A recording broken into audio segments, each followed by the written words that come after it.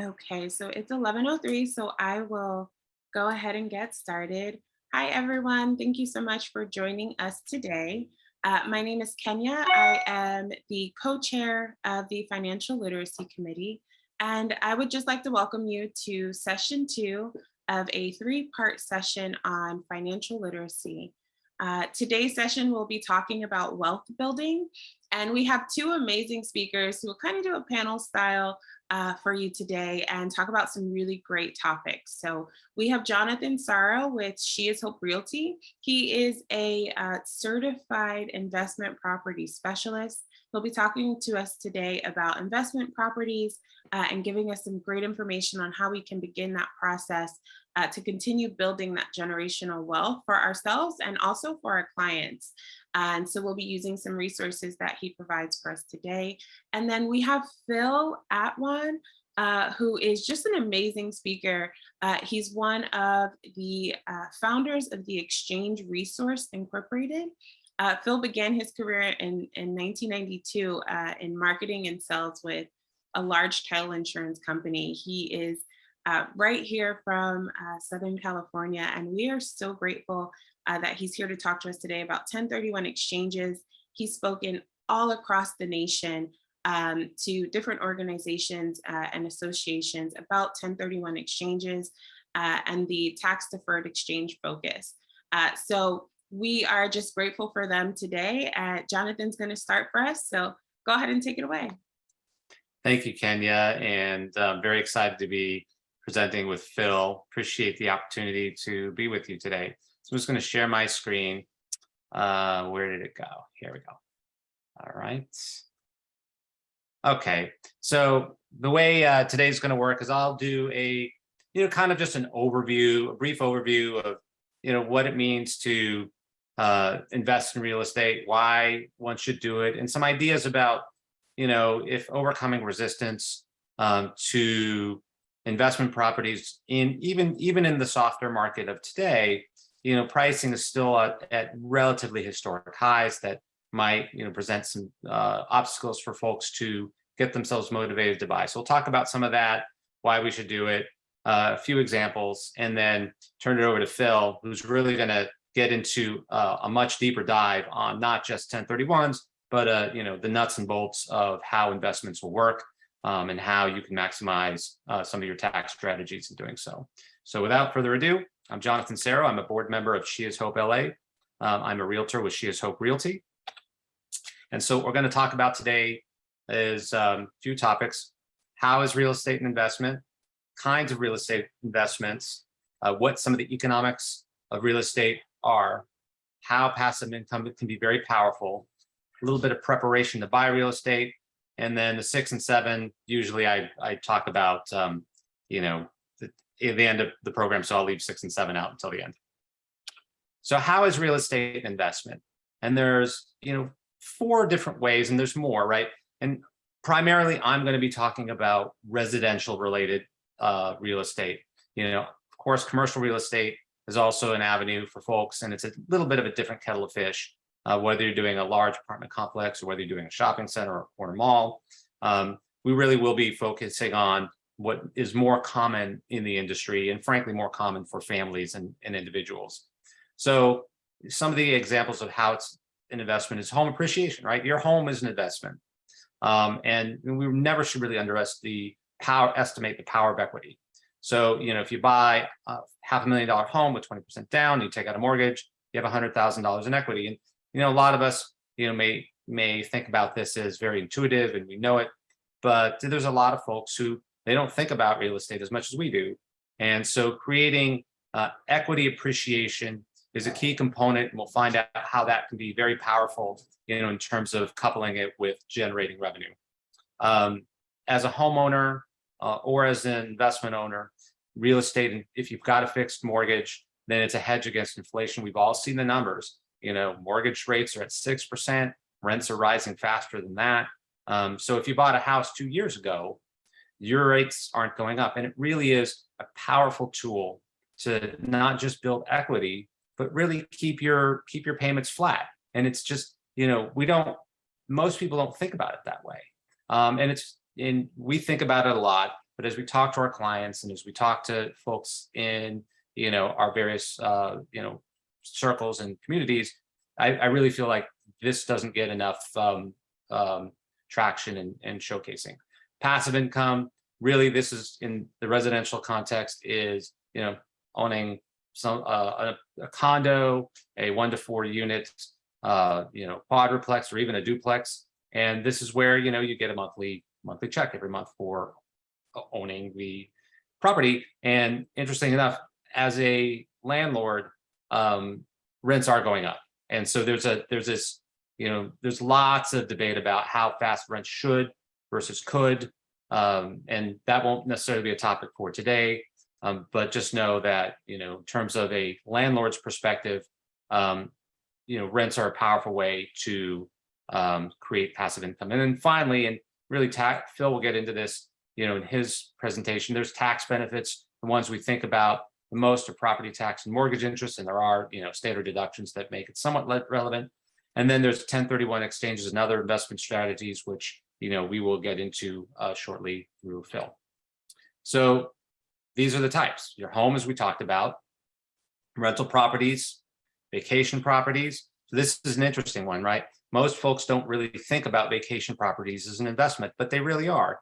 And, when you think about rental income, a lot of us think, okay, well, we're getting a monthly check for somebody to live there every month. Well, on a vacation property, when you price it on a per night basis, you're going to, in many cases with the right property, exceed what you otherwise would have gotten through rental income. Now there's increased costs of maintenance, cleaning, deterioration of wear and tear over time. So those costs somewhat offset the higher revenue, but certainly if you play the vacation property game correctly, the revenue can come in, and it's not just this sort of luxury that you're thinking about buying. It really can be viewed as an investment as long as you're willing to share it. And then there's also house flipping. We've talked to, a lot of people, know about this. Developers come in, they flip. In this kind of market, I generally, unless you're an absolute pro and you know exactly what you're doing, it's very difficult right now with the choppiness in the marketing, but it is one avenue of investing in real estate, but it's not necessarily a long-term one, and there is higher risk to it. So now some of the economics behind real estate investments. And what does it mean? So this is my favorite part of this presentation. Why does it work? Even in these next few slides, we'll talk about, let's say you bought a home right before the crash in 2008. Because, people are like, right now, the prices are high. Even in the softer market, prices are super high. I don't want to buy. Right? And this is true for a home. This is true for a rental property. This is true for just about every piece of real estate, unless you're looking to flip it quickly, with that big caveat. So if you bought in 2007, the median home price was $517,000 across LA, the LA metro area. Obviously some areas higher, some areas lower. And if you put 20% down, your equity is going to be $103,000, and at a 4.5% interest rate, which is kind of where rates were at that time, I think. And just assuming that's the case, you're looking at a $2,600 payment. Now, for comparison purposes, I'm also for a similarly sized property. Let's say you rent a place, similar place at $2,600. So this is like where you start. Okay. In 2011, prices across the region dropped 50%. Is it crazy? Like when I go back and look at this, and not all areas dropped 50%, right? It's the median 50%. There were some outlying areas, in Riverside County and some other exurbs that kind of got a little developed very quickly, and ARMs, adjustable rate mortgages sort of contributed to some of the over-indexing of decreasing housing values there. But by and large, across the region, housing prices declined 50%. And so you think, oh my gosh, it's terrible. I should have never bought. Like, what did I do here? And unless there's and there were people who had to do this, so I don't want to minimize, that particular aspect. But if you were able to continue to hold your home at that time, it doesn't matter if your equity is upside down, because as you can see here, there'd be $111,000 of negative equity, you're actually paying less per month in mortgage and tax payments than you would otherwise in rent. And rents are increasing faster than 2% a year, but because property taxes go up about 2, maybe 3% a year because of Proposition 13, I kind of align those things. So really, the rent payment would actually probably be a lot higher than $28, but I'm trying to keep it at somewhat reasonable comp. And you can see over 5 years, you've actually paid more money over this 5 years in total than you have in owning. So it's really just it's math, right? And then 7 years later, when home prices, it's fine. From 2008, it took till 2019. Think about that, to get home prices back to where they were. That's a long time. But you know what? Most people, as if they're holding a house or a property as an investment, they should be holding it for 12 years. So not only have you gotten back there, you've paid your loan down, you've now got almost $250,000, over $250,000 in equity. And the difference in mortgage and tax and rent now becomes substantial. And this is really where the rubber hits the road. And this is just your house, right? So you're compounding your investment and your wealth creation by growing your equity and reducing your cash flow. And those are powerful things. And with that extra money, you can reinvest it, you can save it for something else, you can, save for make a car payment, whatever. So it's a really powerful tool. And all of that, right? So this just gives you a sense of, with all of that, housing prices have gone up 54% since 2017. Do I think they'll stay here over the next 2 years? Maybe, maybe not. But, if you look at 2008, remember, we were at 550,000. Well, now we're at, it's a little less because this goes to January. So we're a little less than that right now. But you can see over time, property values increase over the long haul. So buy and hold and creating wealth is, most often a very sound strategy. So now let's get to, that's just your house, right? Let's talk a little bit about passive income and why passive income can be such a powerful boost to your real estate portfolio. And this is one where I know there's a lot of numbers here, but I'm gonna just kind of go over this briefly, and hopefully it'll make sense. And this is where we're not talking about a quadruplex or a 10-unit condominium or anything, or a 10-unit apartment complex or anything like that. We're talking about one of the most basic investments for rental income is buying a single unit condo, which you can do. And single unit condos are a great way, or a single family house is a great way to start getting your feet wet in the investment game. Now, for these purposes, I'm running numbers as a cash buyer just because I didn't want to put too many variables in there. But these do change when you have a mortgage. And if you want to, learn a little bit more about that, feel free to reach out to myself or Phil. But the basic idea is that when you're looking at rental income, when you have to, whether you're buying at $700,000 or $800,000, which you've got a $700,000 unit here and an $800,000 unit here, you're generating this much cash flow in year one, depending on the rent, depending on your expenses and your HOA fees and all of that. And you can really compare what the rate of return is on any of these properties. And some of it's a little counterintuitive, right? So you'd think, well, maybe for me, the $700,000 condo investment is the cheapest. It's probably the one I can afford the most, and they'll probably give me the best rate of return. But I'll just tell you that, if you spend another $40,000 on this one over here, right? And on a mortgage, $40,000 is usually a pretty digestible concept. Your monthly rents change because of location, the size of the condo, right? You got a 1,100 versus an 820. Your rent per square foot goes up, and all of a sudden you're looking at a much larger cash flow and a much greater rate of return. And so it really, really takes a little bit of thought to talk about rental income with folks. But once you sort of have that frame, and you can think about generating this kind of revenue, right? If I'm talking to somebody who hasn't really been facile in this, I'll just say, look, for a $700,000 condo, you'll bring in 15 grand net a year. For a 740, you're going to bring in 24,000, right? So for an extra 40,000, you're getting 50% return in year one on your money. And in year two, you've made back that 40,000.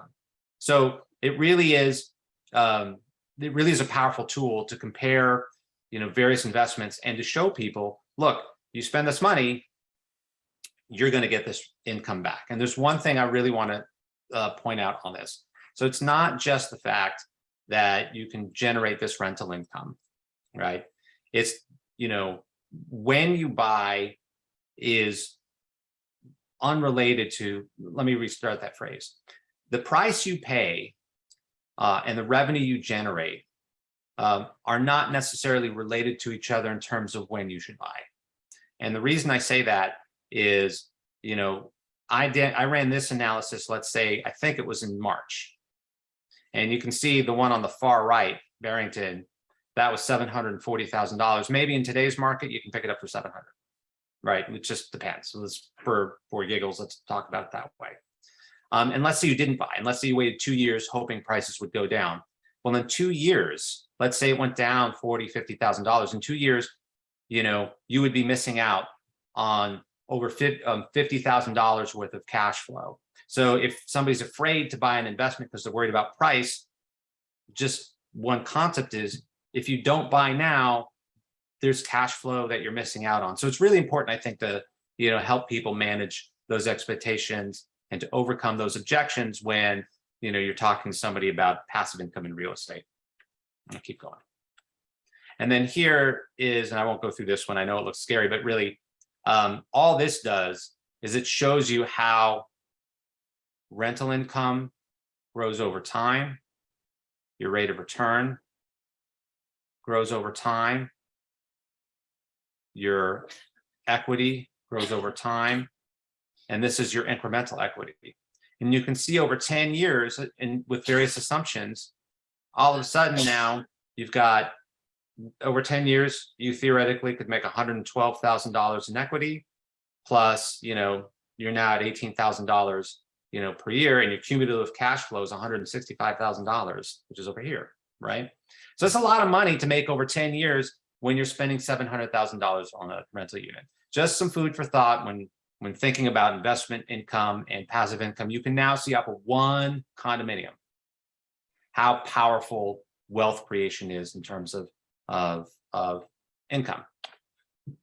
And so this is, what I usually tell folks. We know all this stuff.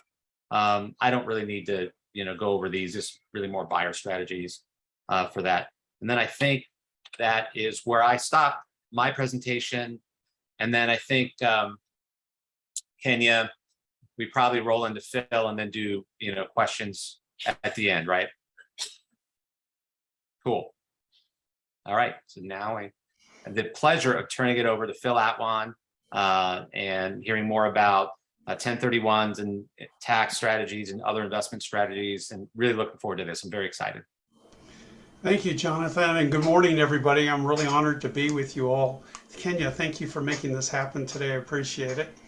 And yes, by the way, I've seen a lot of presentations. Jonathan, that was excellent. I think you really hit the crux of why people buy investment real estate. But you know what the really scary thing is? Not enough real estate people do it, which I don't understand why.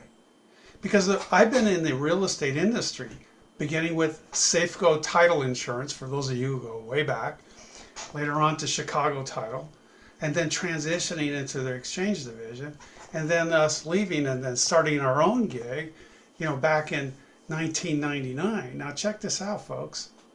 The most successful agents I've been working with all these years, these 40 plus years, are the ones who not necessarily sell the most. It's the one who bought the most, the ones who've held on to investment real estate, and then ultimately did 1031 exchanges because they grew their investment. And so if you're looking to make money in real estate, it isn't just getting in front of buyers and sellers. It's about owning this stuff. And if Jonathan's views of what he just showed you, his PowerPoint, doesn't convince you, then nothing will. So the question is, are you hungry for having the properties work for you so you don't have to? And that's what this is all about. So let's talk about this with the 1031 exchange. What happens when you implement Jonathan's strategies? And then you make it reality. And then all of a sudden, 10 years goes by, 12 years goes by. In fact, today I'm going to talk to you about farming those people who have bought these rental properties and have watched them grow in value over time. What's the next step? Number one. Number two, how do you connect with these people?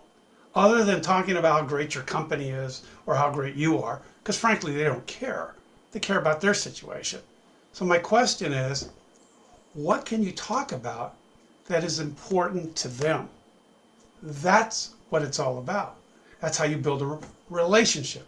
And in case anyone didn't tell you, which I think all of you do know, you are in the relationship business far before the real estate business. So let's go there. Let's move in that direction and let's see what we can learn. Of course, I have to do a disclosure. You and I simply are not in the tax business. You and I are not in the legal business. So guess what? You and I are not going to give legal or tax advice. That's the main idea. But we are going to give advice on, like what Jonathan just talked about. And what I'm going to talk about, how do you grow your money? How do you make your money work for you so you don't have to? How do you make it work harder? So that's what we're all about today, and let's move forward. So let's talk about the motivations. What motivates you? Well, whether you're dating or whether you're married or whether you're in business or whether you have kids, here's the bottom line. What's the motivation of the other person? What's important to them? And I'll tell you right now, it's what Jonathan said. Income, monthly income. Think about it. If you have a condo or a single family, you get that paycheck that Jonathan was just showing you every month. As long as it's rented, you get it every month. Number two, if you have 4 of those deals, like you have a 4-plex or 4 single families or 2 condos, you get it. 4 front doors. Then that means you get a paycheck from each one of those every month, which means you get paid on an average of once a week. If you have 30 front doors, you get paid every day. That's how it works. And that's why people who like to invest money like real estate, because it generates monthly income. Regardless of the market, it generates monthly income. But that monthly income has to be measured 2 different ways. Like Jonathan just talked about cash flow, and then he also kind of touched on rate of return. What do you get back from your investment? And how does it work? Stay with me on this because we're going to come back to it in just a couple of minutes. But that's the number one motivation for anybody who owns or wants to own investment real estate. And do you know why Jonathan and I can talk about this? I can tell you why I talk about it. Because I own investment real estate. I'm just not talking about this as an exchange, a 1031 exchange person. I'm talking about it as terms of an investor. And my wife always has her eyes open to find new doors. That'll be really good for our future. Does that sound interesting? Okay, monthly income is number 1. Number 2 is appreciation. The biggest regret people have, and I talk to a lot of people every day. I get between 15 and 25 phone calls every single day. People from all over the country want to have questions about a 1031 exchange or want to open a 1031 exchange. And I'll mess with them a little bit because I like to have fun. And what'll happen is they'll say, man, I can't believe it. I bought this property, 10 years ago, 12 years ago, 15 years ago, 20 years ago, whatever it is. I paid $300,000 for it. It's worth over $1 million now. And I said, well, congratulations, that's fantastic. But I have a question for you. And they said, what? They said, don't you wish you had bought one more? I go, absolutely. They laugh. They think it's funny because it is. because this stuff grows over time, just like what Jonathan was talking about. So the second item that is most important to an investor, and the biggest regret they have, is that they didn't take more advantage of markets going up over time. Folks, I remember, because I've been doing this for 40 plus years, at the end of that 2004 and 5 and 6 and 7 markets, when 8 began to take a dive, you know, the experts, or the so-called experts, said we will never see prices at that high ever again in our generation. Ha! Were they wrong? Because even though you bought at the top of the market and it went down and we saw nothing, but it seems like, but foreclosures and short sales, what happened? Here we are, 2022. They're higher now than they were then. It's amazing how it works. And this is a constant pattern we see. We see patterns right now of the seasons, you know, winter, spring, summer, fall. The weather changes. Everything changes. You know, seasons change. And you know, like that song, so do I. But the bottom line is that so does the cycles of real estate. Yes, it's better to buy when it's down. I totally agree with that. But if you can tell me what that is, I'd love to hear from you. But over time, it just goes up. That's how people make money, through those equities. But the third most important thing to an investor is, how do I keep it? Because the more I make, the more the government takes. It's a fact of life, folks. It has nothing to do with politics. It's about economics. So the bottom line is, how do you protect yourself through tax write-offs? Because the more money you make, it isn't that they're just taking more, you know, off a bigger chunk, but they decide to raise the percentage that they're going to charge you because you worked hard and made more money. So they raise the tax bracket on it. So the question is, how do I keep more? So I keep half of it, maybe more. You know, the answer is tax deductions. Depreciation is a huge item. Depreciation is what your CPA will do to your investment properties. And we'll talk about what investment property really means in a few minutes. But if you own a residential building is a condo or a single family or a 2 to 4 unit building. But according to the federal government, it's a 5 unit and above building as well, as long as it is a home for people who sleep in. So if yes, to your lender, you'll pay a commercial interest rate. But to the federal government, you actually write it off as a residential building, even if it's 200 units. So the bottom line is that you get to depreciate the value, not of the land when you originally buy it, but the value of the building. So your CPA will take the value of the building versus the value of the land. Take the value of the building if it's residential, and if you look in the lower left-hand side in red, they'll divide that number by 27.5. If it's a commercial building with the same numbers, they'll divide that building value or the improvement value by 39. And that's how much write-off you're allowed to take in depreciation every single year for the next 27 and a half years or the next 39 years. What does it do? It reduces the amount of income taxes you will pay on the rents you collect every year. And that's a good thing. I mean, don't you as real estate people look for every deduction, mileage, advertisement, anything you did to promote your business so you could do what? Claim it against your income so you could lower the amount of taxes you pay? Investors do the same thing. Everything. Whether they go visit the building, whether they do a repair, whether they paint it, whether they advertise for it, and yes, and when they do capital improvements, that actually creates another layer of depreciation. So now they have their original depreciation, but think of it as a multiple layer chocolate cake.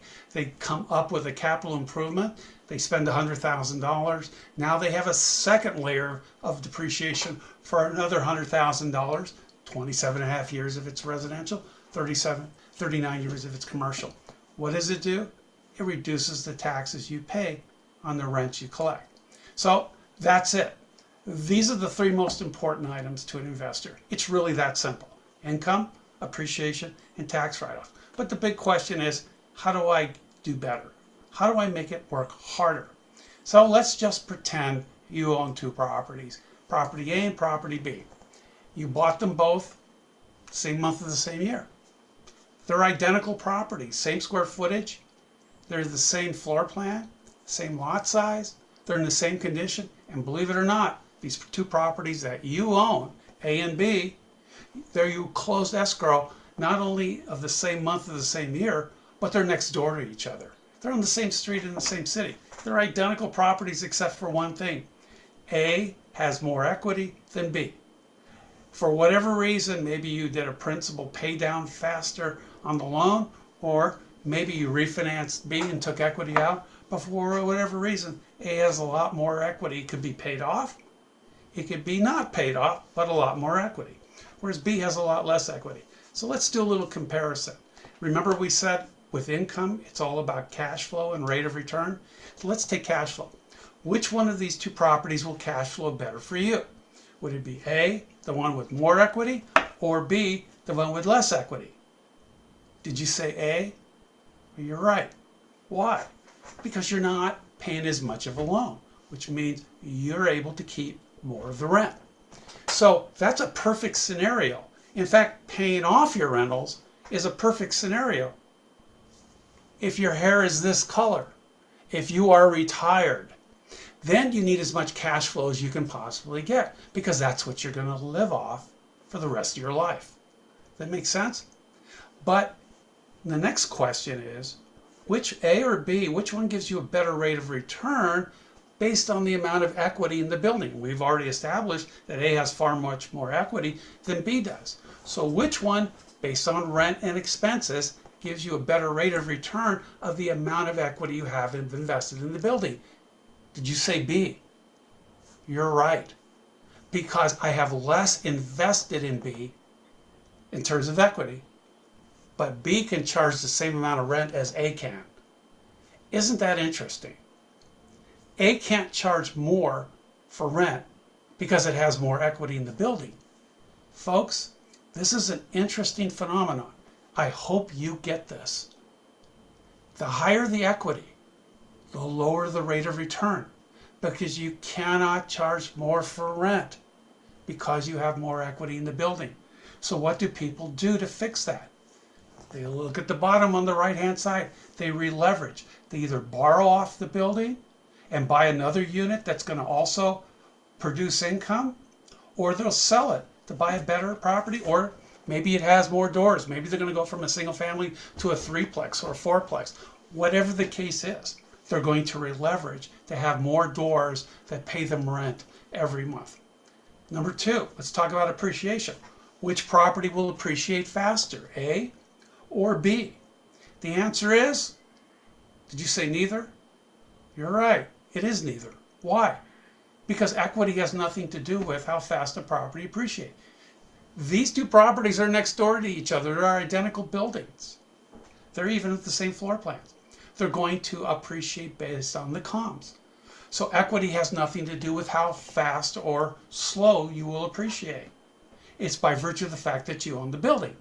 But the beautiful thing about B, I can get the same amount of appreciation as A has, but with a lot less equity invested, which means I could re-leverage A to buy other buildings, and in the future as markets go up, and they will again, guess what will happen? I'm going to appreciate with 2 or 3 buildings, so all my eggs are not in one property or one basket. And that's what investors do. By refinancing and buying, taking the money to do that, or selling it and exchanging it into larger or multiple buildings. Number 3, which property gives you better tax deductions? And remember, these are the 3 items that matters most to an investor. The answer is, they're going to be virtually the same because I bought them at the same time. They're identical properties, same square footage. Nothing's really any different except for one thing. Property B has that precious, invaluable interest write-off that A doesn't have. Which means, even though I have less equity and I have more of a loan, I can write off more off my income than A can.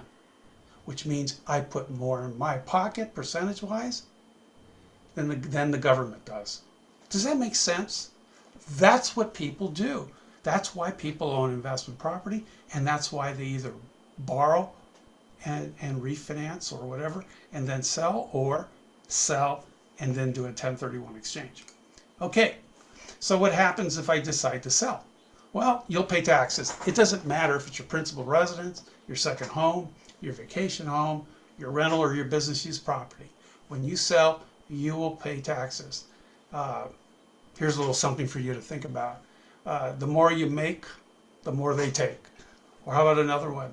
These 5 words that'll change your investment philosophy forever. The government wants your money. So the question is, how do you implement that?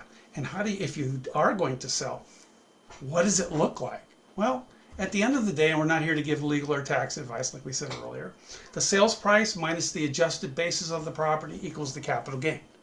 In other words, what you sold it for minus what you paid for it, plus improvement, minus deductions from depreciation, addition to closing costs, and your CPA does all this for you, equals the bottom line of your gain. Your gain has nothing to do with how much equity you have in the building. That's what this formula does. Now let's just say this is your scenario, and this is your principal residence, and you have a $700,000 gain. In fact, yesterday I was at a meeting, and somebody said, you know, this is my situation, which was pretty close to this. And he said, what do I get? Do I pay taxes on the 700? I said, no. If you've owned it and lived in it for 2 of the last 5 years, you know, the government will give you something that you can qualify for called the 121 principal residence exclusion. What does that mean? You can take up to, as a married couple, $500,000 off that $700,000 of gain, or if you're single, $250,000 off that $700,000 of gain, which means you pay taxes on the difference. Does that make sense? So the bottom line is here, folks, is that you'll pay taxes on $200 if you're married, roughly, or $450 roughly if you're single. You pay taxes on the difference. That's your principal residence. If it's a second home or a vacation home, you'll pay 100% of the $700,000 of taxes. Why? Because you can't use the principal residence exclusion. It's not for your second home or your vacation home. If you convert it and move into it, live in it for 2 years, you're still not going to get the whole amount because the conversion rules they put into effect back in 2009. That's another subject for another day. We can come back and talk about stuff like that later. If it's a rental or investment property, you will pay all the taxes on the $700,000, or you can do a 1031 exchange. So the big question is, well, what do the taxes look like? Well, as of today, this is what they look like. You will pay between 15 and 20% of long-term capital gain to the IRS. Whoops. Sometimes my mouse gets a little hyper. I have to calm it down. Maybe I had too much coffee today. But you'll pay 15 to 20% on the gain that you just saw, that one in the red, to the IRS. Number 2, you'll pay the Medicare tax, the health care tax, the Affordable Health Care Program, Obamacare. Frankly, I don't care what you call it. But you will pay if your gain is over $200,000 as an individual, or $250,000 as a married couple. This kicks in at 3.8%. Number 3, you'll pay the state of California. California wants a tax. We're #1 tax state in the country. They want between 9.3 to 13.3% of the gain. And number 4, if you're an investor, they add on the 4th tax. And you're selling rental property, they want a depreciation recapture tax. So they say they give you depreciation, you're allowed to take it, or if you want to, you don't have to take it. But if it's a rental or a business use property, and whether you opt to take the depreciation tax write-off that we just spoke of, or you opt not to, you still pay a 25% tax on what they allowed you to take, whether you took it or not. And that's the way it works. So here's the question. What is a 1031 exchange? I believe Jonathan. I believed in the numbers and the formulas he was showing. I invested. I watched what happened over time. like I said, the biggest regret most people have is that they didn't dive into the market or bought at least one, or a second one, or a third one. So I decide I'm in that situation. And I'm looking back now 10 to 12 years beyond the time I bought the property. What is a 1031 exchange?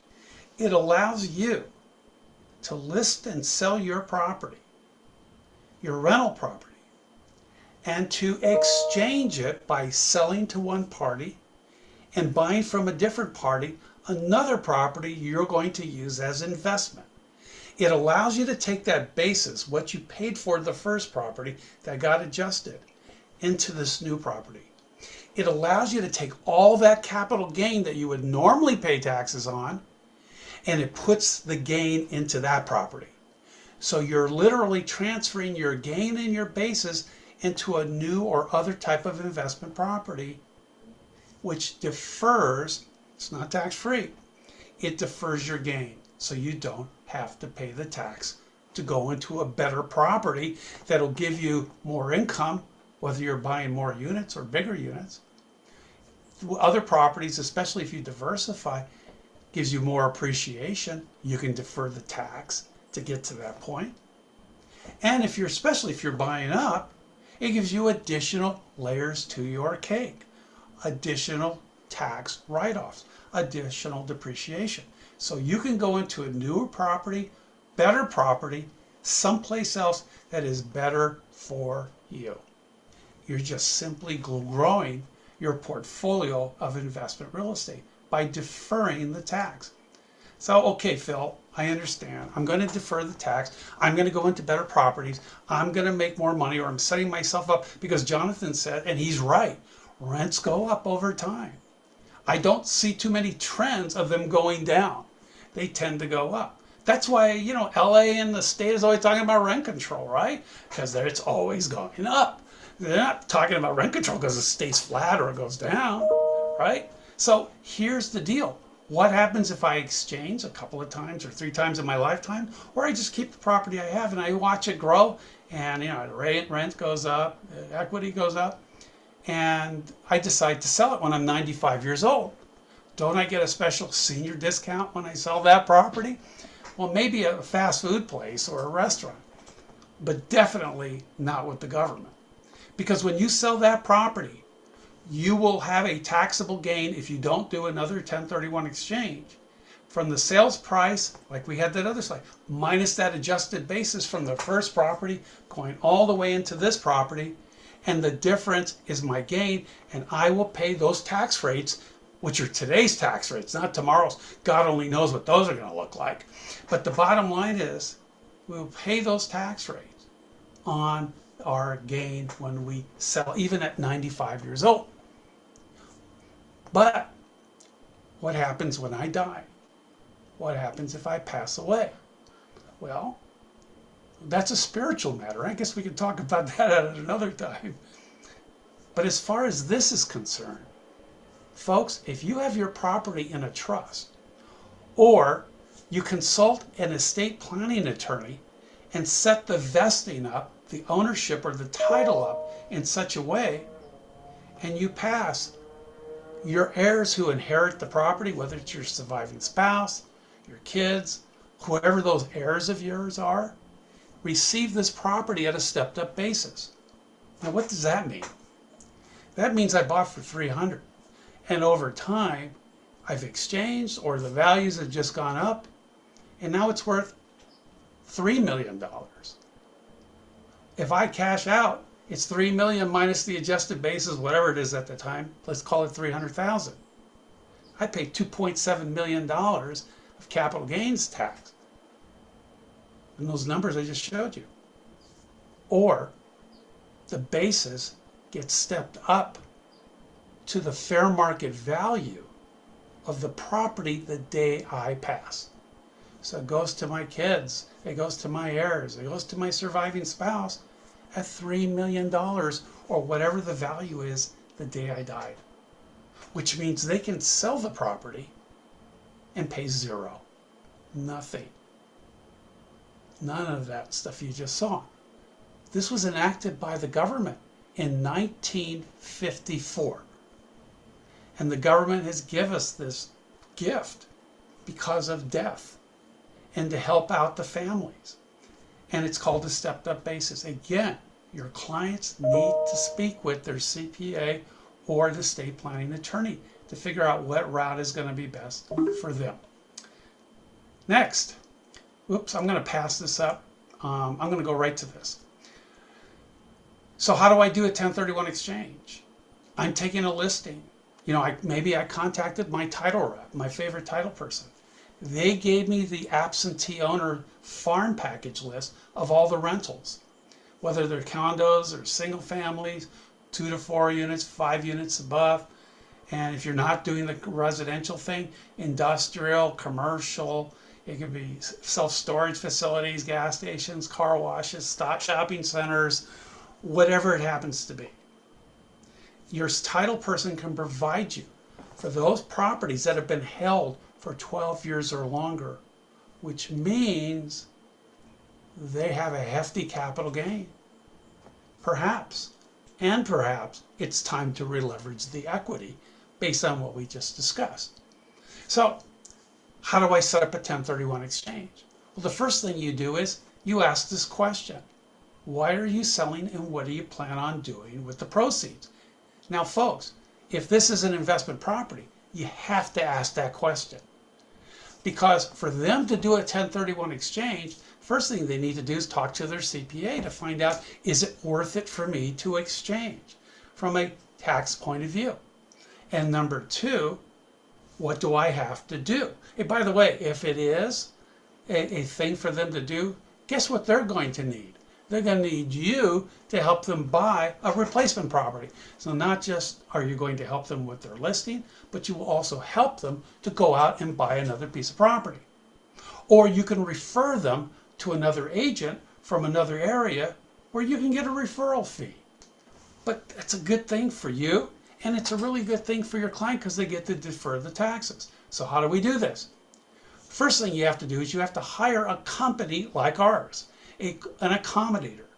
The government calls us a qualified intermediary that's going to facilitate this 1031 exchange. But I want you to look at the red on the right-hand side on the bottom. We must set this up as an exchange with your escrow officer before escrow closes. That means you have to connect me or whoever you're using as a facilitator with the escrow officer at least anytime after the escrow opens, but no later than 2 weeks before escrow closes, so we can get the necessary documents. So how do you bring in an accommodator into escrow to facilitate a 1031 exchange? Well, you're in luck today because your CAR zip forms will help you with it. The first thing you're going to need is called the Seller's Intent to Exchange zip form. SXA stands for Seller's Exchange, what is it called? I can't think of the word. Addendum, that's what it is. So let me show you what it looks like. This is your form. So when you say on your RPA that you're doing an exchange, up will this the form come? You just look at item number 4. I'm going to remind you of item number 4 a little later on in our presentation. But the bottom line is this will help you to bring in the accommodator, which basically tells the buyer, my seller is doing an exchange. The accommodator is going to come in for the purpose of facilitating this exchange. It's not going to cost you, the buyer, anything, and there's no tax liability to you. In addition to this form, many agents, when they open up or list a new listing, will type that into the agent's private remarks. Seller's doing an exchange, buyer to cooperate, no cost to the buyer, but you have to have this form. CAR wants you to have this form in there. It officially allows us, or a company like ours, to be a part of the escrow to set up the exchange on behalf of the seller. And then later on, when you go to buy the replacement property, then you go to the CAR zip form where it says buyer's intent to exchange. That's just another zip form, but this is when you're buying the replacement property, and that's what it looks like. So, question. What properties qualify for a 1031 exchange? There's only 3. Really, there's only one. And the only one that qualifies is what you see on that lower left-hand side in green. Investment real estate. That's it. Investment real estate. So how do you break that down, and what exactly does investment real estate mean? Well, there's three definitions. Definition number one, you charge rent for it. You rent it out for at least 2 years. Some CPAs say 2 tax years. Have your client talk to their CPA. You and I are not here to tell them, give them legal or tax advice. But most of them want to see 2 years of tax returns stating the income and depreciating the asset. And just a little bit of information, is it okay if they rent it out to a family member? The answer is absolutely. But there's a caveat to that. And they have to charge fair market rent if they're renting it to a family member. That's really important to know. Number two, if it isn't a property that you're renting out to collect income, you're using it as an owner-user for your business. Pretty plain and simple. If you own a gas station or a car wash, or somebody better yet called me this morning in the 562 area code, and they said that, they have a property that they want to sell, and it's a building and it's being used for a restaurant. Well, you can exchange that building that you've been using in your restaurant business. It qualifies as a business use or owner user property. The third definition of investment property is vacant land. Vacant land can be anywhere, but don't you wish you had bought a lot of vacant land in a city that has the last name of beach, like Huntington Beach or Laguna Beach or Manhattan Beach or Hermosa Beach? I mean, we can go on and on with that. But the bottom line is we can hold vacant land for at least 2 years or longer as investment to watch it appreciate, though we charge no rent on it. Does that make sense? These three are the defining notes of what investment property means to the IRS and to the state of California. So as long as you're selling investment real estate, it qualifies for 1031 exchanges. What does not qualify? Your principal residence. But what if I have a duplex or a fourplex and I live in one of the units? Well, then you get the principal residence exclusion, the 121 exclusion, but only on that portion you live in. The remainder that you rent out is eligible. That fractionalized interest, that pro rata amount, can be exchanged. What else is not, in addition to your principal residence, not eligible? Your second home, your vacation home. Can I convert my second home or my vacation home? Can I convert my principal residence into an investment property? The answer is yes. Your CPA needs to show 2 full years of rent, so you can then later do a 1031 exchange. How about the business asset? The business that's being run, the inventory, the goodwill, the equipment of the business. None of that can be exchanged, only property, real property. What about flipping and developing? The answer is, in most cases, no. Some cases maybe, but it's up to the CPA, but most of them say no. You're not really holding it for investment at all. You're just simply buying it, fixing it, selling it for money. That's ordinary income as far as they're concerned, and it is not eligible for a 1031 tax-deferred exchange. Okay, so the government also says it has to be a like-kind property, and this is where a lot of people get tripped up. Excuse me. What does like-kind mean? Well, I can tell you one thing right now. Like-kind does not mean a condo for a condo. It does not mean a single family for a single family. It doesn't mean a commercial building for a commercial building. It does mean the sale of investment real estate into the purchase of investment real estate of roughly equal or greater value. And that basically means that if I'm selling a condo that I've been renting out for the last two plus years, that means I could actually exchange it into vacant industrial land. And the government will consider that as like kind, because both my condo that I've been renting out and the vacant land I'm going to hold for investment is considered as investment. And they both qualify under the like kind rules. And you know what that means? You can buy any property anywhere in the United States of America and exchange into it from here in California. And I've got news for you. If you look over what's happened since 2020, we've seen a mass exodus of investors who are moving their properties outside of the state because they can get better cap rates. You know, what Jonathan was showing, rate of returns, their rate of returns are higher in many cases in other parts of the country. They also have, the laws are a little different. They treat the investor a little different than they do here in California, where they tend to make the tenants who get the majority of the protection and the landlord gets very little. And that's why people have been moving out. So you can exchange anywhere. Florida, you can exchange into Tennessee. That's huge right now. Texas, Arizona, Nevada, North, South Carolinas, Colorado, Idaho, Montana, just to mention a few.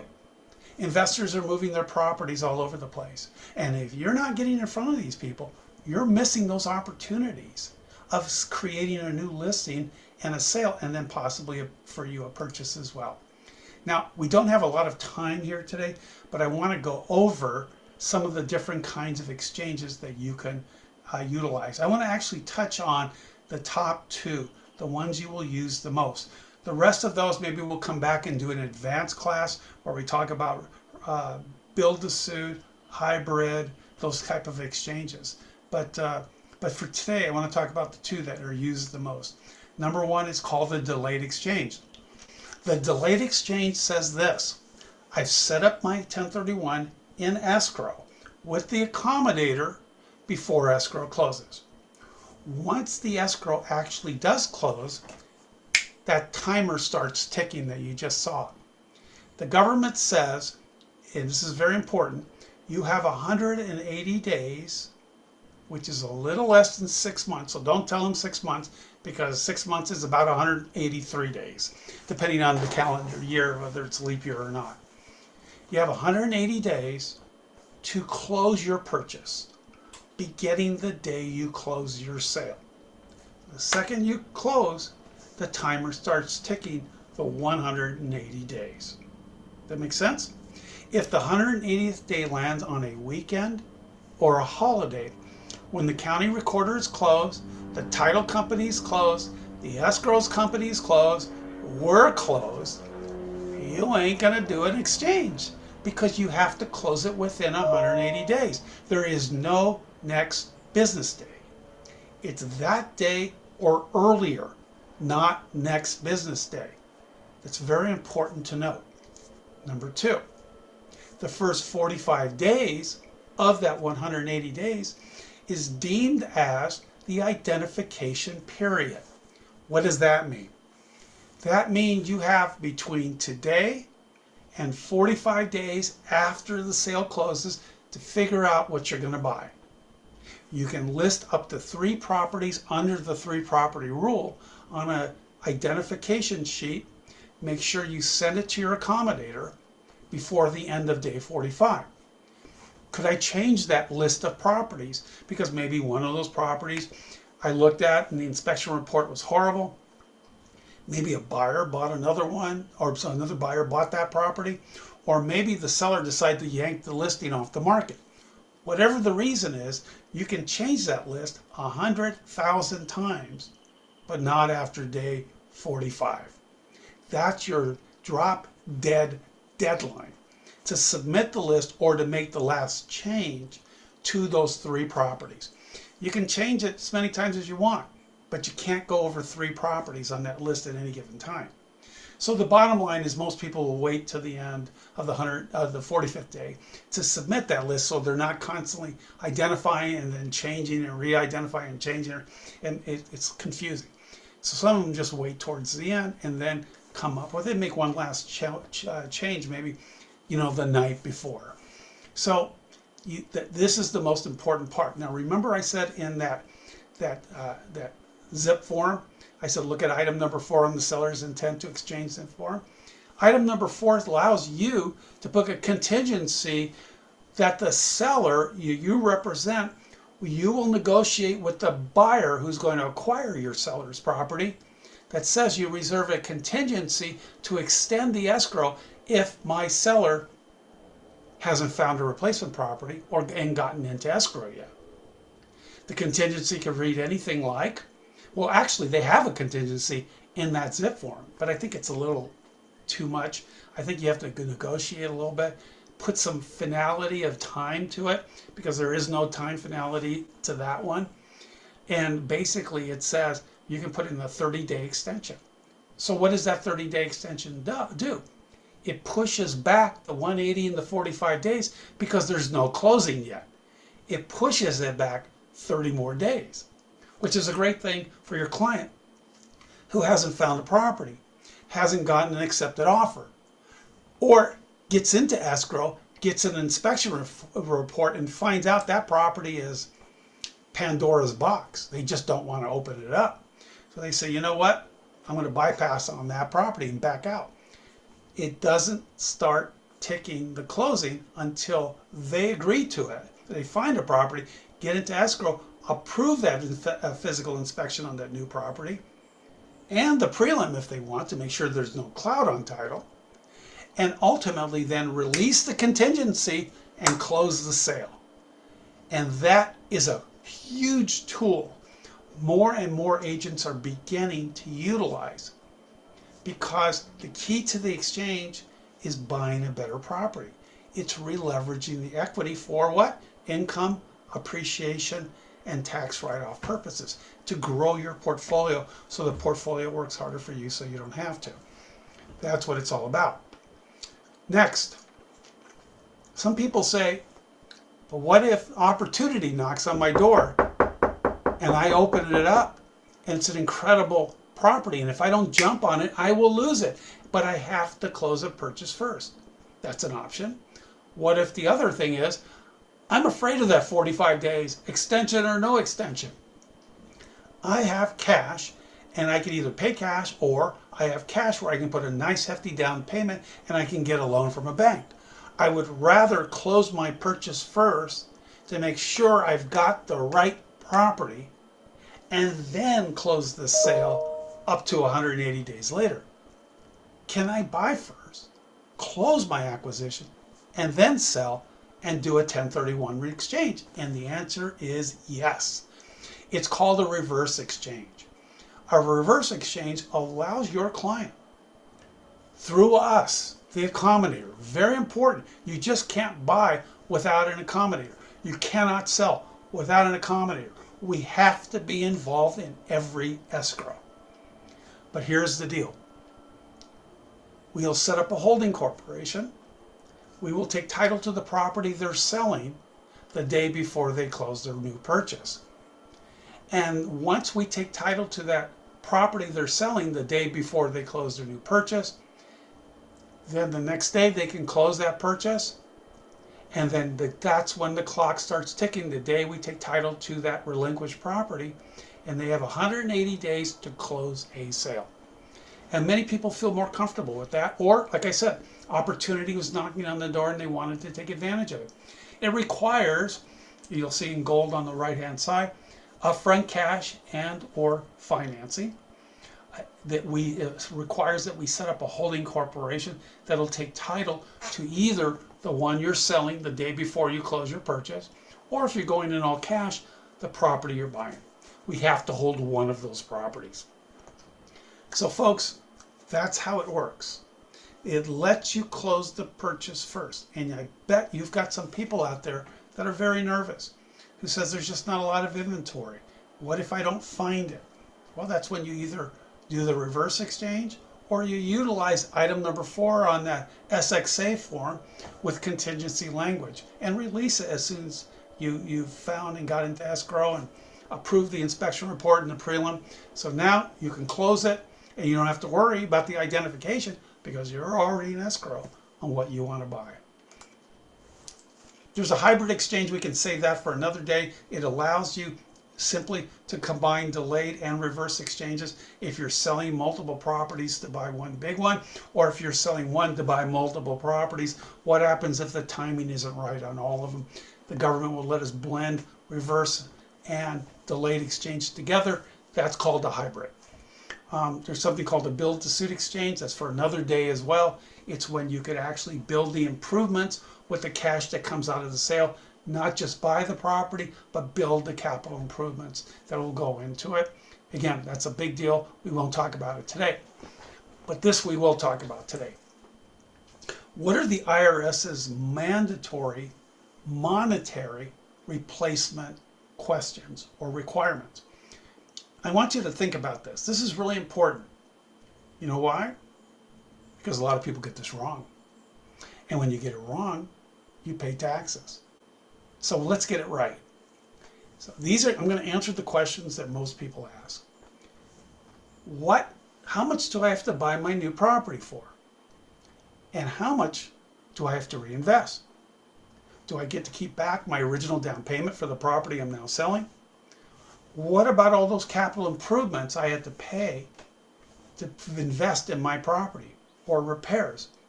Can't I get that back when I'm doing an exchange? Because I'm deferring the gain, so all I need to do is to replace the gain. Is that right? Here's the answer. Well, if I was from New York, which I'm not, but I have relatives there, they would all say the same thing to me, which I will say to you. And here's the answer to all those questions. Forget about it. Forget about it. I'm going to give you what the government says.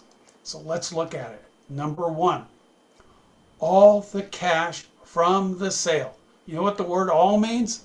It means everything. Has to go into the purchase of the new property. If you keep cash back, you pay taxes on the difference. It doesn't nullify your exchange. It just means the cash you don't reimburse, including those capital improvements or the original down payment or whatever, that all has to go into the acquisition of the new property. That's number one. Number two, if you're selling a property that currently has a loan on it, that loan will be paid off by the title company who's insuring the title. Well, whatever the payoff is, you can't just walk away from the payoff, but you are forced to reborrow the debt on the purchase of the new property. You go, what? Nobody's ever told me that. No, because I wasn't speaking at your meeting before, but now I am. So here's the deal. You have to exchange cash. You must exchange or reborrow debt based on what was paid off. And we're going to talk about that. So any debt you don't replace, you pay debt, you pay tax on. Capital gains taxes, those numbers we just went over. Any cash you don't replace, same thing. You pay taxes on the difference. You can do a partial exchange, but be prepared to have a tax bill at the end of your exchange. So let's start with selling expenses. Can I pay for my selling expenses? I call up Jonathan, I list my property through him. He sells the property for me. I have to pay expenses. Well, the government says you may pay for one-time, non-recurring costs to sell. Non-recurring expenses are allowable. Jonathan, I have a UCLA there blue for you in this. I didn't put any gold in here, but that's okay. That's our inside joke between Jonathan and I. But there are recurring expenses. Those are not allowable. You cannot pay for property taxes out of the proceeds of your sale. You cannot pay for HOA fees that you haven't paid for, and then now you want to pay them all up at the close of the sale. You can't pay for insurance. Those are all recurring costs. Only non-recurring. Here's another thing you can't pay for. The money you're going to put into the property to prepare it, to sell it. Like you're going to fix it up, you'll do landscaping, you'll fix the dry rot, the electrical, the plumbing, whatever. Updates. You can't get reimbursed on that, folks. That's on you, or that's on the client. And that's property they're putting into or money they're putting into their property. Only non-recurring one-time costs to sell. So what does that look like? Here you go. Commissions, allowable non-recurring closing costs. Escrow, allowable non-recurring closing costs. Title I have to provide for the buyer, allowable non-recurring closing costs. Transfer taxes. I have to pay LA County a transfer tax of $1.10 per $1,000 of sales price. But the city of LA wants $4.50 a thousand, or if I'm working with the city where I have a little property and they charge a transfer tax, whatever that is, I pay it. That's the way it works. In fact, the word on the street is, and what I heard on the news, LA County wants to, or the LA City wants to raise their transfer tax of $450 or $4.50 a thousand to a higher amount. I don't know that it's been established how much they're going to charge, but they definitely want to raise. Let's go on with that. I have to pay recording fees to sell this property. If you're going to do a 1031 exchange, you have to hire an accommodator. I have to be paid. Our company has to be paid. That is a cost that's a one-time, non-recurring cost to sell. Get this last one. Any contractual agreement between the seller and the buyer. Now, what does that mean? Well, what if the buyer says to the seller, you know, I just got an inspection report and I double checked your property and this is wrong, this is wrong, this is wrong, this needs to be fixed, this needs to be replaced. And I want you to do it. So can the seller pay for that out of the proceeds of the sale? The answer is, if it's a contractual agreement to sale, the answer is yes. Absolutely. Because it's part of the contract now. It's not stuff you've done before to get the property ready. It's not recurring type of cost. It's now considered, according to the government, a one-time, non-recurring cost to sell. So whether I pay for it as a seller through escrow from the equity that's coming out of the sale of the property, or if I give a credit to the buyer, if the buyer wants to take care of it, I'm just going to give them credit. Each is allowable if it's a contractual condition of sale. All these bullet points are non-recurring, allowable costs to sell. That makes sense? So what does it look like? Whoops. I told my hyper mouse must be on its caffeine jump here. So what does it look like? So let's say I sell a property for $1 million. Well, the non-recurring one-time cost of what that last slide we just looked at comes up to $70,000. So $1 million minus $70,000 equals $930. Ladies and gentlemen, this is your minimum purchase price. From your $1 million sale, $930 or greater. You can go up as high as you want. You want to buy $10 million of property? No problem. But $930 is your minimum. Anything below $930 means you didn't reborrow enough or you kept cash off enough. Sales price minus non-recurring closing costs is your minimum purchase price in a 1031 exchange. Now, what if I have an existing loan like a first, but what if I have more than a first? I have a second, I have a HELOC, a line of credit, hard money, whatever it happens to be. And those all have to be paid off by the title company. Well, they will. So let's say the total payoff of all existing debt on the property is $400,000. Now my $930 is reduced to $530. But since my minimum purchase price is $930, we've already established that, how do I get back to $930 when all I have left is $530, which goes to the accommodator for the accommodator to hold in trust for me? The answer is you have to reborrow the $400. That's why I showed you in that slide you have to replace cash, $530, and you have to replace borrowing the mortgage, which is $400. $530 plus $400 equals $930. Some people say, well, what if I don't have any debt on the property? No problem. You have no debt to replace unless you want to buy up and borrow. That's okay. But you replace all the $930 that we will hold for you that will go into the purchase of your new property or properties. What if I want to buy multiple properties? Do I have to distribute it in such a way? No. As long as with the acquisition of all the properties, you've replaced all the cash, you've reborrowed the debt, you can put the debt on one property and save on all those lenders' expenses and pay cash for the other ones if that's what you want. Or however you want to do it. But it's all about replacing the cash and the debt. And that's what you are exchanging. Not just real estate, but cash from the sale minus closing costs and reborrowing debt equal or greater in value. Does that make sense? How do I do mortgage replacement? Very simple. You borrow. I bet a lot of you can refer your clients to lenders. Or number two, new cash. You said, what does that mean? That means I can take the cash from my sale, right, that goes into the purchase that the accommodator is holding for me. That's the 530. But I have 400 in the bank. And I'm going to put the 400 into the purchase of the new property because I don't want a loan. That's fine. You can do that. So the 530 of cash that we're holding, plus instead of borrowing 400, you're taking 400 out of your bank account and putting it into escrow for the purchase. That is allowable. Or what if I want to put in 200 of new cash? Now I only have to borrow $200,000 of new debt as a replacement.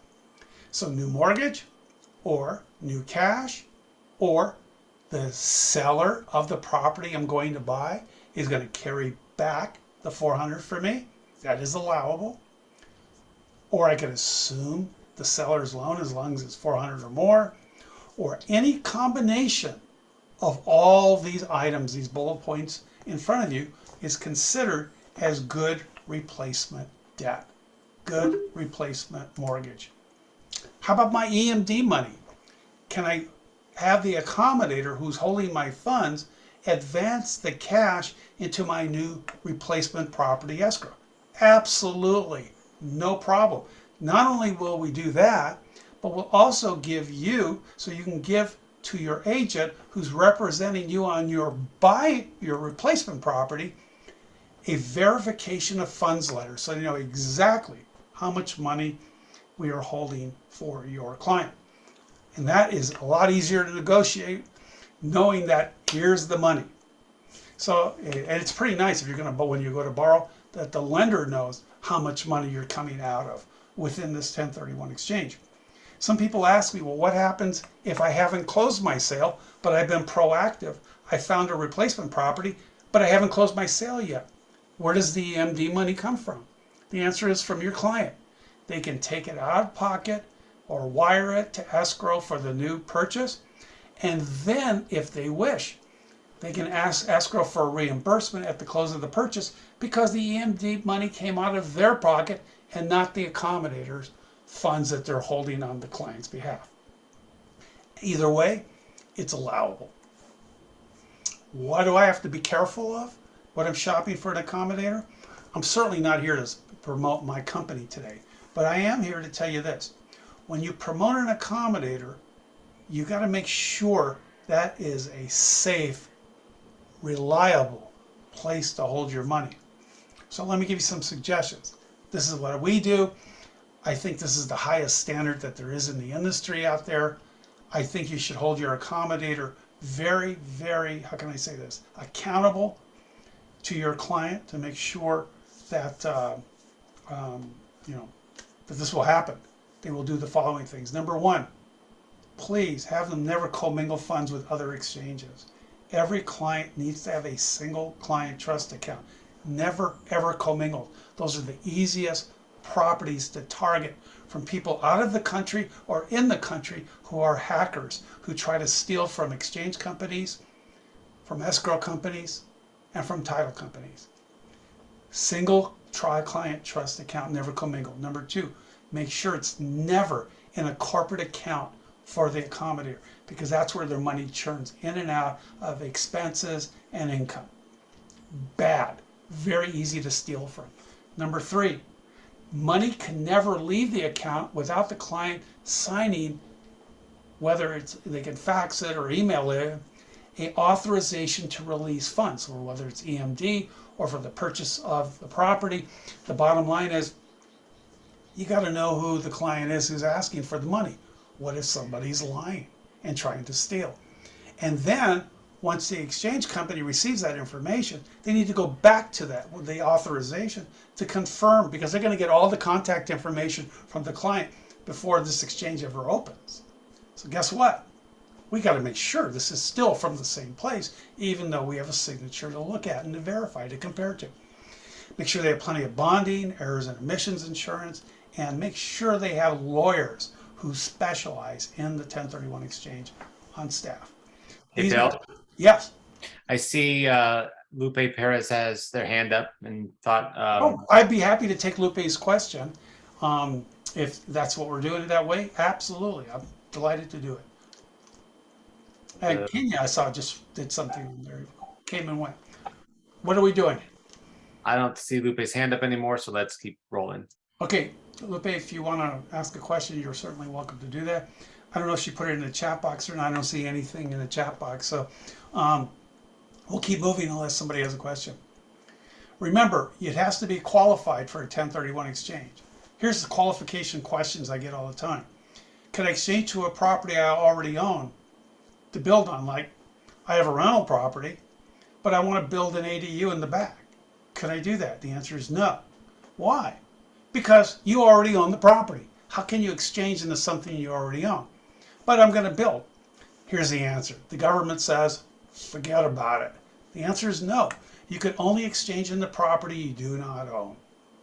That's it.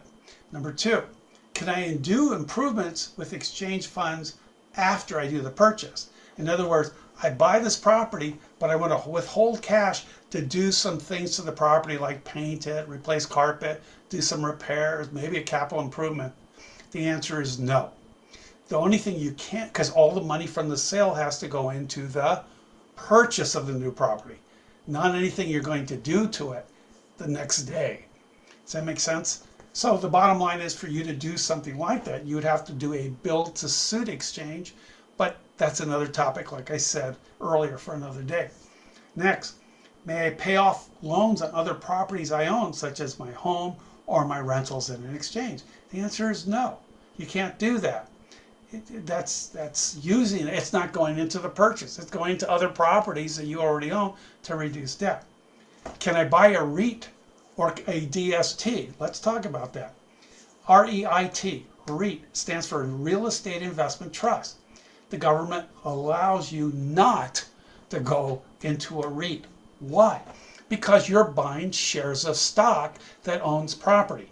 You can't buy stock in a 1031 exchange. Remember, we said it has to be like kind property? Well, that's not like kind, because you own the stock. You don't own the property. So the answer is no. Now, there is one REIT that works. It's called the 721 up rate. That is allowable in most cases, but once you exchange into it, it converts into stock, and then you could no longer exchange out of it. So that's your last exchange you'll ever do, at least for that property. Make sense? Next, what's a Delaware DST? There are two kinds of DSTs out there. One's called a Delaware Statutory Trust. I bet you can't guess what state a Delaware Statutory Trust. It was invented in. Well, I think you got it. The state of Delaware. It's not necessarily properties in Delaware, but a Delaware statutory, like law, trust, as in a trust, allows you to buy a fraction of a property. So what if you don't want to rent, or you don't want to manage properties anymore, and your hair looks like my color, and they're older? And you will get those kinds of people in your farm packages who've owned those rentals for 20 years or longer. They're pretty good chance they're either very close to retirement or in retirement. Those people, many of them, not all of them, don't want to be landlords. But maybe they're not coming in enough money to buy a $13 million or an $18 million CVS, or a Trader Joe's shopping center. So what happens? In the DST, you can buy a slice of that, a portion of a fractionalized interest of it, or you can buy multiple of those fractionalized interests, and not just that, but other types of properties in emerging markets all over the country. Those are allowable. There's another DST called a Deferred Sales Trust. I strongly urge you to talk to a CPA or an attorney. Most cases, those things do not fly, and they're not considered as like kind in a 1031 tax deferred exchange. So I encourage you to make sure your client is talking to some heavy duty counsel before they even think about going into those deferred sales trusts. Can I buy into an LLC or a partnership of a building that's going up or a property that's going up? The answer is no. It's like a REIT. You're buying shares of an LLC of shares you're going to own, not property. You have to buy property. And that's how a 1031 exchange works. So these are the things that qualify or disqualify a 1031 exchange. And that's just a short list. Speaking of that, who owns the property that's being sold? Is it an LLC? Is it a corporation? Is it a trust? Is it a limited partnership? Is it an individual? Folks, the number one question I get, can I change the ownership or the vesting of the new property I'm going to buy? The answer is it depends. But I want you to remember this. You're not a name, like if I have the Phillip and Loretta Atwan Family Trust, and my trust, let's say, is a shareholder of an LLC, the bottom line is the seller and the buyer have to be the same tax identification entity. In other words, every entity has a tax ID number. The government doesn't know you necessarily by your name or the name of the entity that owns the property. It knows you as a number, your social security number, your EIN number, your TIN number. So the tax ID number that sells must be the same tax ID number that buys. If we come back and do a expanded advanced class, we'll get more into that and what that means. So can I change? Let me do something that's really simple. Let's say I'm selling a property from a trust, but the lender won't let my wife and I buy it in the trust because they don't lend to trust. So what happens is, if we buy it as husband and wife as community property, the question that the IRS and my CPA is going to ask is, our social security numbers the same tax number for the trust that sold the property? If the answer is yes, and it's a revocable trust, no problem. Then you could buy it as individual, and then if you want, put it back, the new property in the trust after you acquire it. The lender doesn't have a problem with that either. So you really need to have your client speak to a good tax person if they want to change vestings from what they're selling in an exchange to what they're buying. Here's another question. Can I move into the property at some point and make it my primary residence? Be careful, folks. Beware. You are now giving out legal, or more important, tax advice. And you can't do that without a license. And just between you and me, between us chickens here, you can't buy with the intent to move in. I don't care how much time you hold it for. If the government feels that your motivation for buying this property was to eventually convert it into your principal residence, they hold the right to disallow your exchange, make you go back, disallow it, pay the taxes on the interest and the penalties. But could I ever move into it? Let's say something changes in my life, something that was unexpected, unforeseen, or unplanned. The government says yes. There is a possibility for that, but you have to talk to your CPA because there was never an intent when you bought the property to move into it. But something changed after a few years. So please have your client speak to their CPA to get that. We're beginning to get towards the end, and I was wondering, well, let me finish up a little bit and then we can take any questions that people would like to ask and see, especially for those who may have raised their hand. The bottom line is, be careful if you want to convert a property you own that is not a principal residence. So if you have a second home or a vacation home at the beach, at the mountains, in the desert, whatever, and you want to convert it to your principal residence by moving into it, you may do that. But when you sell the property, you're not going to get your full $500,000 of the 121 exclusion after 2 years. Or if you're single, you're not going to get the entire $250,000 anymore. That all changed because of the Housing and Economic Recovery Act that was passed by Congress in 2008 that went into effect in the beginning of January 1st of 2009. And they're saying if you converted a property, whether it was a rental, your second home, or your vacation home, and you moved into it, and then you waited for 2 years or longer and sold it so you can get your 500 or 250 under the 121 exclusion, your CPA says, sorry, we have to go through an equation that we have to come up with to find out what is the percentage of the 500 or the 250 you're allowed to take. Because you made a conversion, Congress said back then you're going to get less of the principal residence exclusion. It's just another way of them reducing the amount of write-offs you can have by converting a property into a personal residence and taking advantage of it with the 250 or 500. Beware, beware, beware. Those laws changed back in 2008 and went into effect 2009. Be careful of that. Can I combine the sale of my property with both 1031 and 121? Well, I said yes, if it's a multiple unit property and you live in one unit and you rent out the other units, that is definitely allowable, right?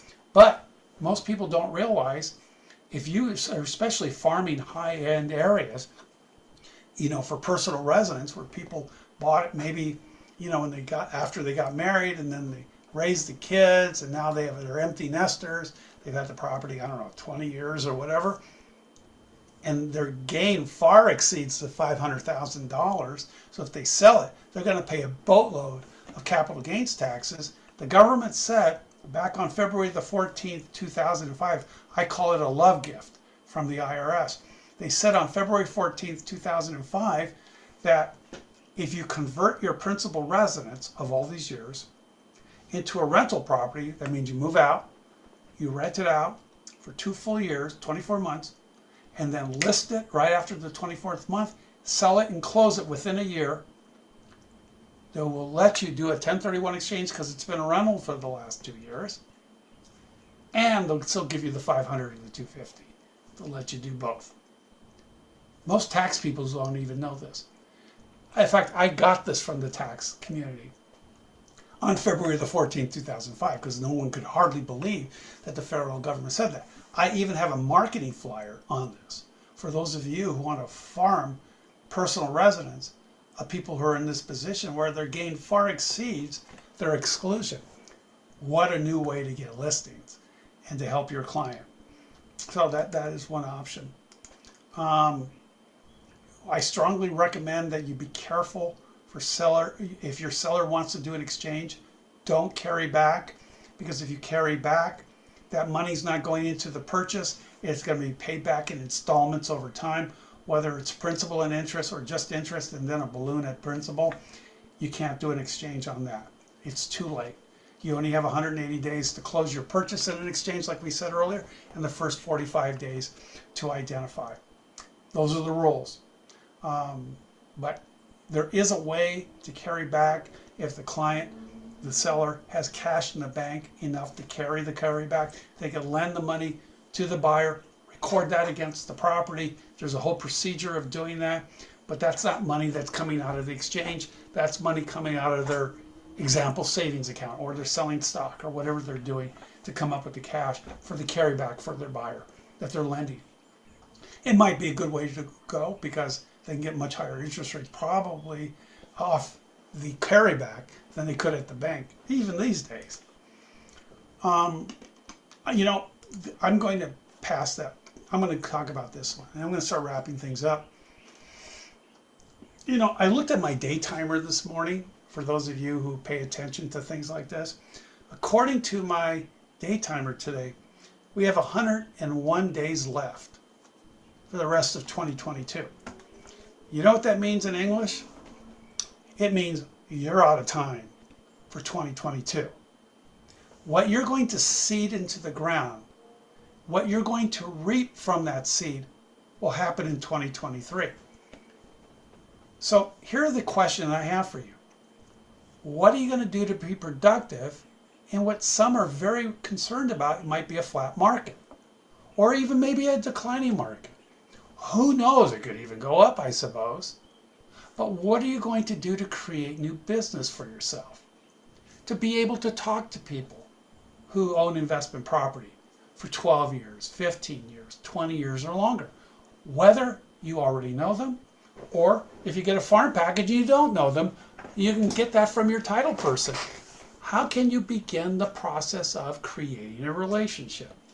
Well, here are some questions of which I've created out of marketing flyers that I'm going to make available to you at no cost. I will give them to you if you really are sincere about farming investors by re-leveraging the equity so they can buy bigger, better properties, so they can grow in appreciation and income and tax write-offs. And here's some of the other ones. Here's the question. Here are some of the questions that we asked in these 20 marketing letters. Number one, how do I create more cash flow? How do I get my properties to work harder for me that I don't have to?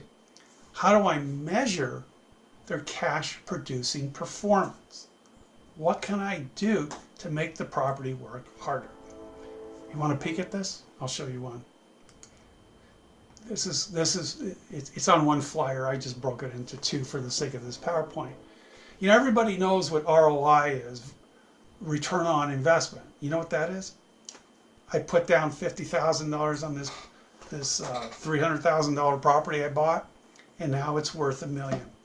Man, I wish I'd bought another one. My return on my $50,000 has been incredible. So I bought here and it's worth this now. Plus, my rents were here then, but now they're here now. So why should I sell the property? Why would I want to change properties in this situation? Well, that's good. You had a great ROI and you made the right decision and you should have bought more. But here's the question that you didn't ask. What is your ROE? What is your return on equity? And here's a simple example of what that means and what your rate of return is. Remember, based on everything we've talked about today, what is the return on the equity? A versus B. Remember I said the higher the equity, the lower the rate of return? This bad boy will prove it. This was a cooperative effort with myself and two different CPAs to create this. Even had some help with the Apartment Owners Association, and they kind of gave us their 2 cents as well. It's a very simple process, and this isn't part of our marketing letters. Number one, what's the gross income? What do you gross on rents every year off of that particular building? If you have 12 buildings, then you do 12 different ones of these. If you have, whether it's a single family on one, or if it's a 50-unit apartment building on one, you do how much rent you gross off that building in 12 months. Number two, it's not what you make, it's what you keep. So the question is, what are your expenses that you paid on that building? Number three, you subtract number two from number one, your expenses from your gross, that leaves you your net. Number four, what is your net equity in the building? And that's where you come in. You show them that based on what I think your property will sell for in terms of comps, plus you find out how much equity, I should say how much debt they have on the property. So what it comps for minus the debt equals the net equity.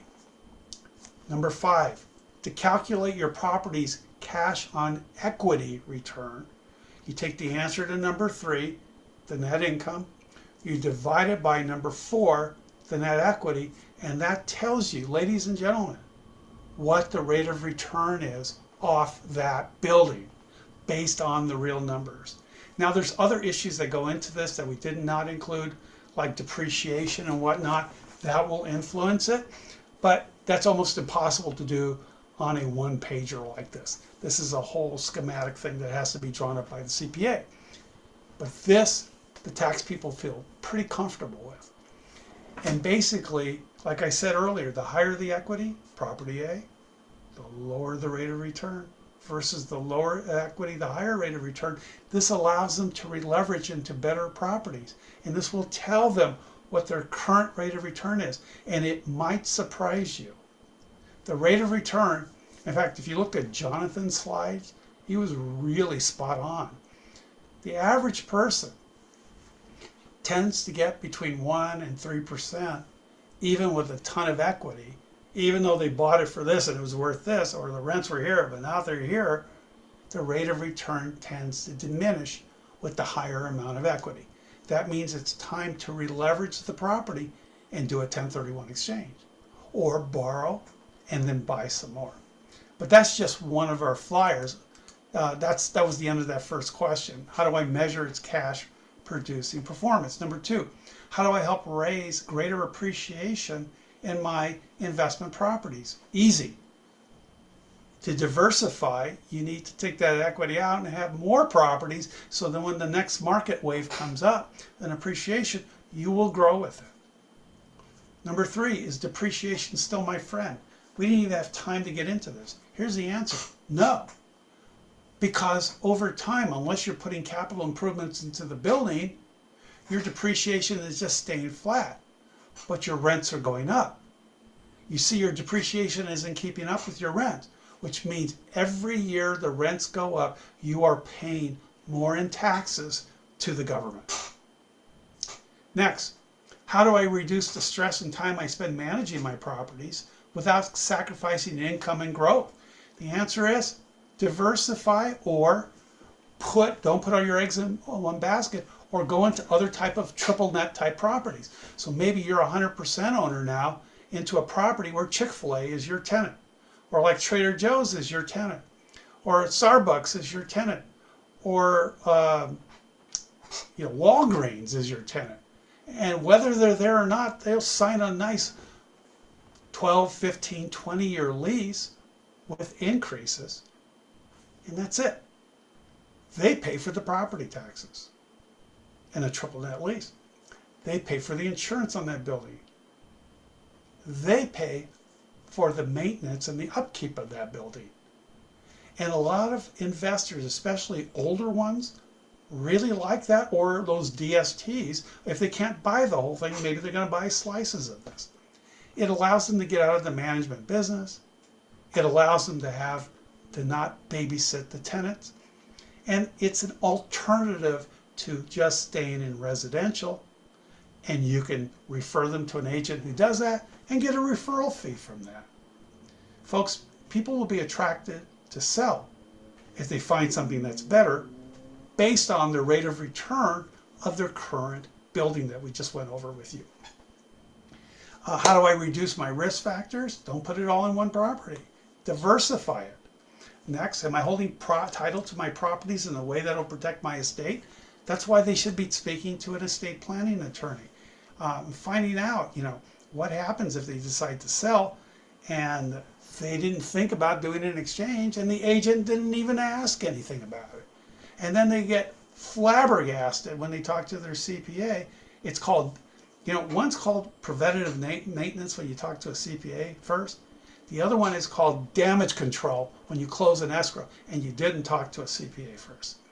And trust me, I speak and I do continuing education to the tax attorneys.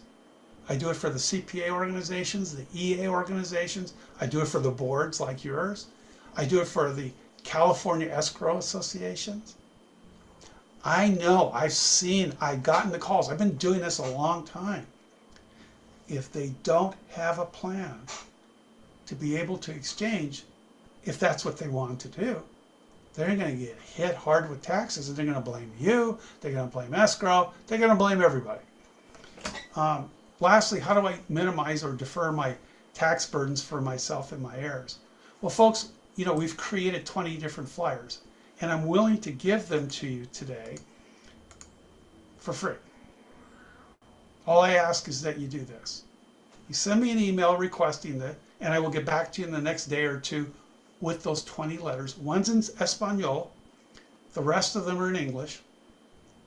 If you send and say, just please send me the marketing letters, I promise to use them. That's all I want you to do, is to use them. And you can take my name and my logo off of all this stuff. I'm not going to charge you anything for it, but I expect you to use them. Or the ones you like and discard the rest. That's fine. And if you want them, send me an email to philatwan@gmail.com. And I will be happy to give those to you. No strings attached, folks. Because your key in your future for next year, because you only have 101 days left for this year, is what you put into the ground now. Because you won't reap it until 2023. So I guess I should say Happy New Year. And it will be a Happy New Year if you start meeting with people who own multiple properties. And remember, An investor just doesn't own a primary principal residence.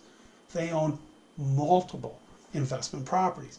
Some one, yes, but many of them are 2, 3, 4, 5 or more. And it is amazing how many people own property out there who are wise, who thought about it, and now they're at your disposal to contact them with letters and to talk to them about what's important to them. And we already know what that is: income, appreciation, and tax write-offs. Well, Jonathan, I'm kind of done for now. You and I can open this time up for questions and answers, and it would be my pleasure to answer any exchange question you might have now, if you'd like to come on. And Jonathan, I think you might be available as well to be able to answer any of their questions. Actually, as you know, I have to leave 10 minutes early for an appointment, but I did drop my, first of all, Phil, that was amazing. And I know I will be contacting you for those letters for sure. And secondly, I just wanted to thank everybody for joining us today. Ask away with Phil. And I dropped my text and my email and phone number into the chat if you want me. Thank you, everybody. And I turn it over to Phil and Kenya for questions. Appreciate your time today. Thanks, Jonathan. It was an honor and a pleasure to work with you today. You too. And Kenya, this would not have happened without you, by the way. So thank you. Thank you. Thank you guys both so much for just your time and commitment to giving such great presentations. I truly appreciated them. They were very informational. If you guys have any questions, please place them in the chat. Sarah said, great information, Phil. Thank you so much. Any questions that you guys may have, again, please go ahead and put them in the chat. And just a little reminder, we do have our final session next week. That will actually be happening on Thursday. It'll be Thursday at 1:30. So that'll be our final session. We will be having Hutan, who will be speaking to us about the qualifications for a mortgage and giving us a little more information on the underwriting side of gaining mortgages. So it does not, or I'm sorry, qualifying for a mortgage. Lupe said, thank you. At this time, if we don't have any other questions, Phil, again, thank you so much for being here. Thank you for taking the time. Jonathan, in his absence, a huge appreciation to him. The Financial Literacy Committee, we are so honored to have you guys speaking to these attendees. SRAR, we appreciate you guys so much for allowing us to hold this platform to continue providing resources for our realtors and associates, and affiliates. So we appreciate you. Thank you guys so much and have a wonderful day.